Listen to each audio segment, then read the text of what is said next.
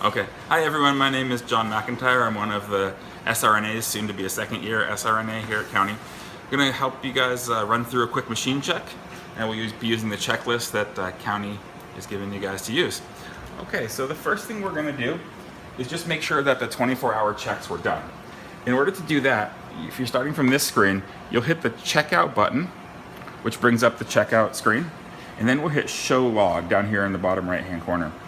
Now this will show us the dates and times that these various tests were completed. We want to make sure that they were all completed. Looks like they were all done. Okay, so that's basically all you really need to do to do the first part, which is the 24-hour check. After that, we're going to make sure that our ventilator is functioning correctly. So to do that, the first thing we'll do is we'll remove the mask from the circuit, and we're going to replace it by taking the reservoir bag off of here and place it on the end of the circuit where your mask would begin. This is going to simulate a pair of lungs. Our next step will be to start the case, which will start the oxygen flowing. Okay, you hit start case and then start case now. Now you can see that our oxygen is flowing here at 10 liters per minute, 100% O2. And we're going to move, using this toggle back here, we're going to switch from the bag, which is the spontaneous breathing or assisted ventilation, to our ventilator, which is a mechanical ventilation. So when we do that, you should see that billows right behind it start to rise and fall. That means our ventilator is working. So to check here, we're going to confirm the desired setting on our ventilator. So as you can see, this bottom row says ventilator on, volume control, and our mode is here. So see here, this is our mode, and that's fine. The next thing we'll do is make sure that the inspiratory and expiratory valves are functioning, as well as our bellows. So this is the inspiratory valve. You can see this arrow here pointing towards the patient as they inspire.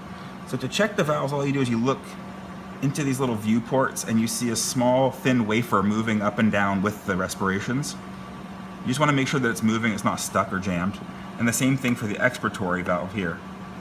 You can see it move up and down with respirations. Good. And then the bellows are just right behind that toggle we used earlier. The bellows should rise and fall with the ventilator, not be stuck up or stuck down. Okay. And finally, we want to check the pressure and gas waveforms and make sure that they're working with the respirations. So this is our pressure here. We have flow here. And here's our pressure volume loop, and you can see all of these look appropriate. Okay, so that is the main thing for checking the ventilator function. We're going to leave it on the ventilator mode and check and make sure that our oxygen supply failure alarm is working. And we could actually check oxygen and air. First, to do that, we'll switch from oxygen 100% to 50%, and that way we can check the air too. So the first thing we do is going to walk back behind the machine, all the way behind the machine, and you can see these are the ports where the oxygen or air are coming in from the supply lines. And this is the part we're going to disconnect. This is the oxygen and the air supply. So pop off the oxygen by pressing down on these two buttons, pop off the air. And now we hear the machine making noise. Let's go make sure that it's the correct noise. So the first thing actually we'll do before we check them, we're going to open up these two cylinders. And what this will do is replace what's missing from the wall that we just turned off with cylinder gases. So now you can hear the alarm should change and stop. So that means that it's getting oxygen and air from here instead of from the wall. We're going to walk around here and we'll check the numbers and make sure that the pressure is correct for those two cylinders. So, as you can see, our oxygen has almost 2,000 psi and our air is at 0 psi. That means our air cylinder is depleted, and we'll have to request another one for this room before we start our case. Okay, and now we'll go back, and again we'll kind of double check the alarm by turning off the cylinders, which should cause the alarm to come back on, because now there's no gas supply. In a minute, the alarm should come back. You can hear the alarm return, and it should stop when I replug the supply lines into the hospital supply of gas.